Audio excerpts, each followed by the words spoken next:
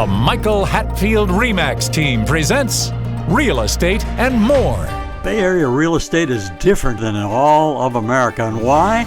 What's up with home buyers? What's on sellers' minds? How is the market? And much, much more. Now, here's your host, Michael Hatfield. Welcome to the Real Estate and More show, and I'm so glad you're here. Having been in the commercial pilot profession for several decades, it's truly an amazing vocation I was really fond of for many reasons. Friends have asked me, people have asked me over the years, how did you ever become an airline pilot, and what was the process that you used? To reach what many regard as the pinnacle of all airline jobs, the airline pilot captain seat, of course, was not easy. It took a lot of preparation, and it's still not easy today, but it can be done if the motivation and determination resides inside you. Think about it. If a lower middle-class youngster like myself could achieve this position many decades ago, come up with enough money to go through the training, then others can follow that today if they have that desire. I'm here to share some of what I've learned over the many years going through training for the required ratings, as well as the education, the process that I used to attain what I've always considered to be the greatest job on earth. Here to help me this morning is my lady, a person who's kept the home fires burning for more than 25 years of my airline career. Welcome to the show, Nancy. Thanks, Michael. Nice to see you, as always. Oh, good to see you. You got a question for me, too? I do. So, Michael, you became a captain for a major U.S. airline, and then you were chosen by your peers as an FAA-designated check pilot. Let's start with some understanding on a few terms. What is a captain, anyway? Well, when I was hired, it's been a long time. Mm-hmm. There was a 3-pilot airplane. There was the captain, which is the boss on the flight. Then you have the first officer, who's still pretty much in a learning situation, mm-hmm. and then the new hire person, which was the second officer or flight engineer. A lot of the duties back then, as it wasn't as automated as it is today, fell to a sharing of those responsibilities. Mm-hmm. But when anything happened and the direction of the flight and how the flight's going to be handled, any problems that came up, it would always be the captain that makes the decision. So what is an FAA designated check pilot? A lot of people are not familiar with that term, so can you elaborate on that, please? Oh, that's a really great question, one that's super dear to my heart. I was on a trip, and I was in, I think it was Jackson, Mississippi, and we got in late the night before, and very little rest, and the phone rang, and the chief line check airman on the Boeing 727 was on the phone, and he said, this is a recorded line, back in the days when everything wasn't recorded, and he said, Captain Hatfield, he said, I want to offer you a position as an FAA designated check airman, which is an FAA designated check pilot. And I thought for a second as I woke up a little bit and we're talking, I said, well, why me? There's a lot of fellows out there that know how to fly a really great airplane. I wouldn't say that I fly any better than they do. He says, it's about people. He said, being able to work with a crew is something that is very important in what we're trying to instill in our check pilot office today. Mm-hmm. So we've checked with your co-pilots you've flown with. We've checked all the way back to some of the captains that you've flown with and also your chief pilot. And they said, go ahead. Nobody's put the thumbs down to me, which was amazing all into itself. I gave you good training at home, I'm certain. Yeah, absolutely, yeah. Flying airplanes at home, right? So as an airline pilot, have you ever seen a UFO? Next question, please. Got it. Please explain the differences between being a captain as opposed to being a commercial pilot. That's a really good question. A captain is actually the boss. He's mm-hmm. in charge once the airplane pushes from the gate. Commercial pilot is usually the guy that's in the first officer seat today. It's 2-pilot airplane primarily now. Right. A professional pilot could be flying airplanes like Gulfstream International for a corporation or for a private individual. It could be a different type of operation. But commercial pilot is also a level of licensure by the FAA. There's 4 different types of licenses. The first one at the bottom, I say primary types. Right. First one is a student pilot, and then once you've went through your course and you can get to that point where you need to be, you can become a private pilot after passing the required testing. And then once you've attained so many hours, then you can go through the process and become a commercial pilot licensee. That's one that has attained and has received a license in your pocket that says commercial pilot. For airline pilots to fly the big guys, you need to have an airline transport pilot certificate, minimum of 1,500 hours, and there's a lot of other different requirements that you go through in that case in order to become, you have to have one of those to become a captain. So if someone wanted to earn a license to carry, say, their friends around in a light aircraft, what license would he or she have to earn? Well, obviously, you could not do it with a student pilot certificate. You would need a private pilot certificate, and which in turn is one where you're not flying for hire. You can share the cost of the gas with your passengers and your buddies or your girlfriend or whoever would be willing to help you pay for the gas, because renting airplanes is not inexpensive. Right. But that's the level you'd need to be as a private pilot certified. So what inspired you to stay the longer haul to become a professional pilot in the first place? Tell us about that a little bit. That's another really great question, because it takes a lot of resolve. It takes a lot of tenacity and a lot of determination. You start out, the younger the better, because, airlines, despite hiring practices and so forth, they don't want to hire someone that's 55 years old and only get to fly him for 10 years. They want to have it sooner, so that they can put all of the money that they do into training and then have you fly for a long time. It's an investment. It's an investment. Yeah. The inspiration, it was probably my father, who was a military guy. He'd flown the C-47s back in World War II, and then there for a while before that, he was actually flying gliders, which was not a really good thing. I'm glad he survived and was able to be around and be my father. A whole other type of flying, for sure. For sure. So technically, what is the difference between a corporate pilot, a private or personal pilot position, and that of an airline pilot? The corporate pilot is one that's well qualified, obviously, and is hired to fly an aircraft for a company or corporation. It's a term that we used. He's a corporate pilot for XYZ Corporation, and they have really great equipment to fly around their top level executives. And I know a lot of people are critical of corporations using funds to fly jet airplanes, because they are not inexpensive to operate. But if these fellows are doing $100 million deals, getting him face to face with the client is a very important thing to do. So a corporate pilot is one that works for a corporation.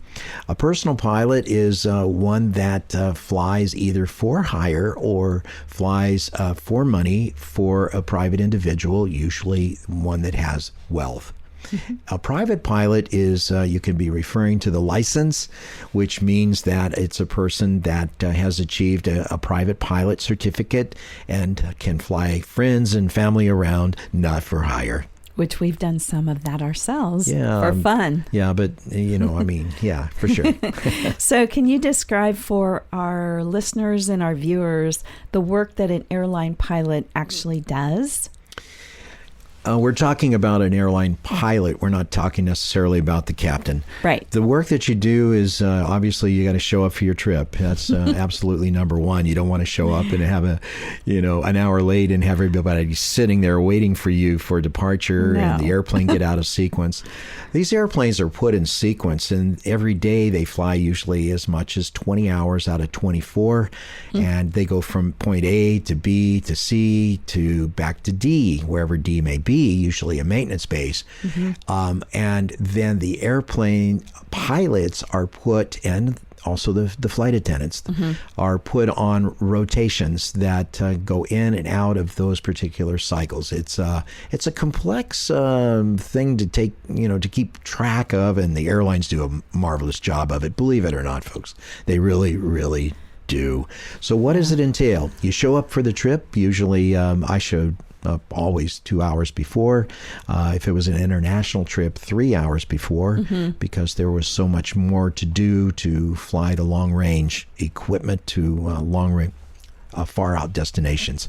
But you show up, you review the flight plan, you make sure the aircraft is ready to fly, or if it's in the process of maintenance work being done on it, you pay attention to that, make sure that it has been completed. And once it's been completed, then you work hand in hand with a dispatcher, which is in the operational control center, that provides the draft of the flight plan that you may use, because these flight plans are constantly changing in flight. They're not always cast in stone. In fact, they're really never cast in stone. So if it's going to have you fly to New York from the West Coast, they might have you going up over Denver. But by the time that you put weather in there, you may be, as the pilot, making a course correction to go south of the weather or go north of it, depending on what the weather is. Takes a lot to run an airline, more than I think sometimes people can even fathom, but that's just my thought. So an airline pilot, does he or she fly the same route every month? Like, how does that work out? And do you sit on reserve sometimes, just waiting for a call? Like, what can you talk about with regard to that? The same route every month if you're senior enough in your seat, meaning that you have been employed the longest. That's called seniority. Then you can choose what airplanes that you want to fly, and therefore each month when you bid to fly a certain set of trips, that you're given priority to do that. Most new pilots are on a reserve type of basis, and that means that if you're a long call, that means that they give you a period of time, like 20 hours or 18 hours, to get from wherever your home is to your base, and then you're ready. Or if it's short call, it's usually 2-3 hours or so. That means that you got to be in position to go fly if you're on short call reserve. The most junior in seniority are in a position to where they are on reserve. Right. When you don't live at your base or very close to your flying base, it can make it a little more challenging to make sure that you get to your base so you're lined up for that next trip. So yeah, absolutely correct. It's interesting. You and I always chose to leave the family in one place, and then I would fly to whatever base I had at the time, because I would change every year, 2 years or so. What base that I would be flying out of, and if I were to take the family and move each time, it would be a reorientation for the children, and that's kind of a tough way to go. So we made the choice and said, okay, if I'm going to fly out of Salt Lake or Los Angeles or Georgia or New York, that I would commute. And so when I bid whatever airplane I was going to fly, I always had to ensure that I wasn't having to go up to New York and sit on reserve and maybe or maybe not be flown on a reserve type schedule. Right. You did the heavy lifting, and there were lots of decision makings in the process. So well, I appreciate you saying that, but that's not the true statement. It's harder to raise children than to have a job going on, It's an adventure. It's always an adventure. Michael, how many types of transport aircraft did you fly in your airline career? I flew the 727 DC-10. I flew the L-1011 TriStar. I flew the Boeing 757, the narrow body. I flew the Boeing 767 in all of its versions, including the long-range 300 ER, which stands for extended range. Right. I loved every single one of them. They all had their own unique, wonderful characteristics, or a little bit, not as desirable, I think, with flying. I always remember you talking about the 757 dash whatever you were flying, or the 767 dash whatever. It was like, okay, what are you flying? Oh, okay, got it. But you could fly all of those once you were trained. So anyways, depending. But what was the largest aircraft you have flown in your career? The largest for me, the airline I flew with, did not have the 747 when I was there. And so the largest we had was the L-1011 TriStar, and it had a max takeoff weight of about 525,000 pounds. And passengers, and they're always changing passenger configurations. International, I think it was like 250 people. Domestic and also Hawaii was like 302 passengers on that airplane. Big machine. And they wanted to go there, get them to the islands. Yes. So you're listening to the Real Estate and More Show, Corporate and Personal Pilots episode. I'm your host today, Nancy Hatfield. And now let's get back to our guest, Michael Hatfield. I'm the guest. So, Michael, you promised to speak on how you got a job as an airline pilot, a commercial pilot. Can you go into what was what you did and what was required before you were offered that job? That one's a mouthful. I've thought on this for many, many years. It was one of those incentives that came within me as a youth. It came in, I was very young, I was 15, and what am I going to do? I was very tormented about what I was going to do for a living, and if I ever had a family, how to support them, how I was going to support myself. My parents were of modest financial means, and I find that looking back, that somehow, some way in my mind, that there was a seed planted, that it's one of those things where you feel empowered. It's, you can do it. You can do it. Right. And where I grew up, everyone around me said, well, you want to be an airline pilot, you have to go through military training because they won't hire you unless you are. And so I went down that direction and came really close. And my brother, who was in the Air Force, said, you want to be an airline pilot. I know you want to fly the fast movers and all that, but your real goal is the lifestyle of becoming a professional pilot. And I'd recommend that you just keep going the way you are because your training is at that level. But looking back, there was just the seed in my mind. I would call it a seed of empowerment that said, you can do it. You can do it. And at the time, they were not hiring civilian pilots at all. Maybe 8 to 9 to 10% of the pilots were being hired from a civilian training background, whereas the rest were military guys. So it was tenacity and determination, pure tenacity and determination, and being able to say, you know what, I am going to do this. I am going to do this. That's awesome. I love hearing about that. So once you had achieved the minimum hiring qualifications for most of the airlines around that time frame, how did you navigate the various airlines' hiring processes? Tell us about that. Well, I mentioned that I had a hard head. I mentioned that I was tenacious. Yeah, my wife would tell you, yes, that's a true statement. Oh, that's funny. I did. And that hard head, determination, or stubbornness means that you are going to do something that you don't really want to take no for an answer. You want to move ahead. You want to do it. And you're not going to just give up. Because if that would have been the case, applying for jobs as a civilian background pilot, it would have been perfectly easy for me to give up.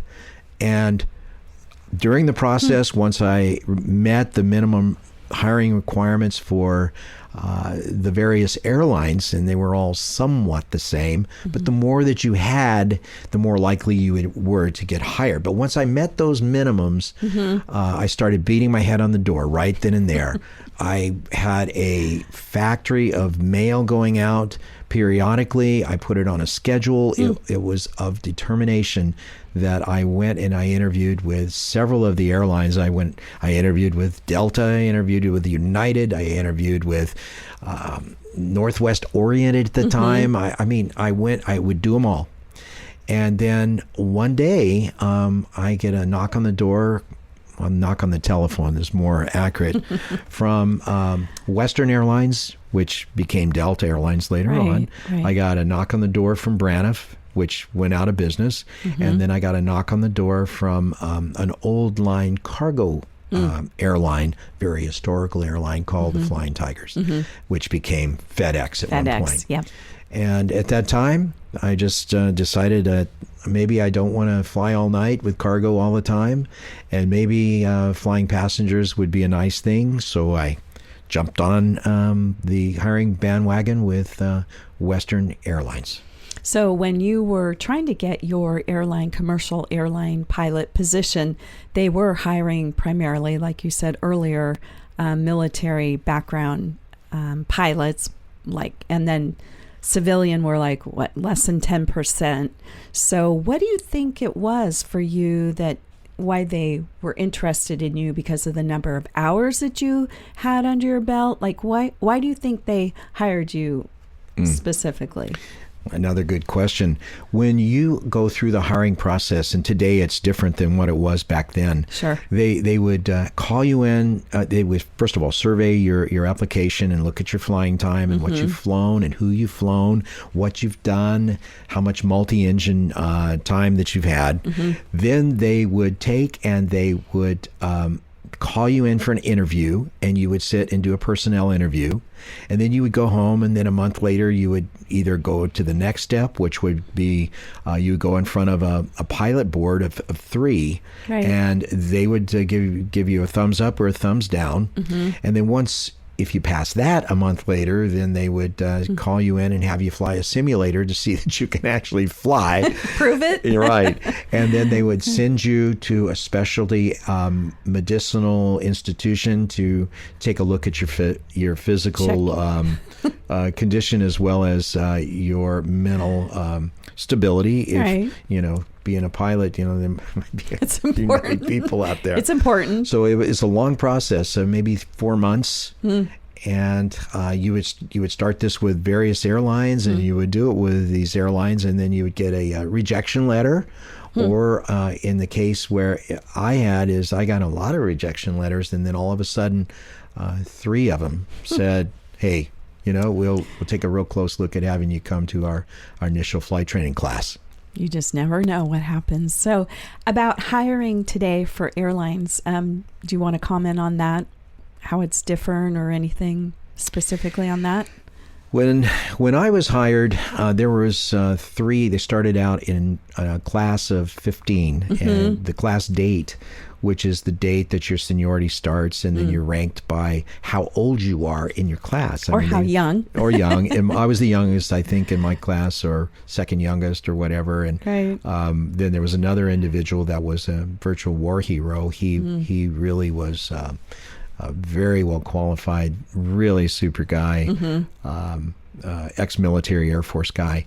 But they rank him, and when we were hired, I was one of only 3 of 15 that were civilian background. One gentleman did not make it. 2 of the civilian backgrounds made it, which was me. Today, there hasn't been a tremendous amount of people come out of the military for hiring like it used to be, and the airlines have discovered that they can hire from connection carriers, they can hire from great background, people with great backgrounds that are civilian background, and that they can do well with them, and they make great pilots. Right. Male, female. Sure. I know at some point in every pilot's life, he or she makes the decision to either fly for an airline or fly personally or corporate. And do you recall when you made that decision exactly? Or I definitely do. Actually, I made that decision right at the very beginning. When my brother sat me down and he said, what do you want to do? You've got 1,600 hours at this time, and it was still a while before I was hired. Right. And you're going and you're flying with the Navy. That's great, and you'll be flying, some really fast-moving equipment or some heavy equipment or great equipment. But you might miss that cycle of hiring that the airlines have, because they hire a bunch and then they lay you off when economic times are not good. It's called furlough. And if you really want to be an airline pilot, you need to focus on that and not mute your effectiveness of being hired by going off in that direction. So he was the one. So it was early for me. I made these decisions early, and I cannot say enough. If you want to be an airline pilot, make that decision. Don't take no for an answer if it's a realistic objective for you. Go for it. Do it. So what specific ways or paths are there for a younger person to take who would be interested in becoming a professional pilot? Well, there's you could go to Embry-Riddle. That's a aviation university, and you not only are gaining the college degree that you're required to have, and it doesn't matter too much of what your college degree is in, but you're also in a flight school facility where you're learning to fly airplanes that way.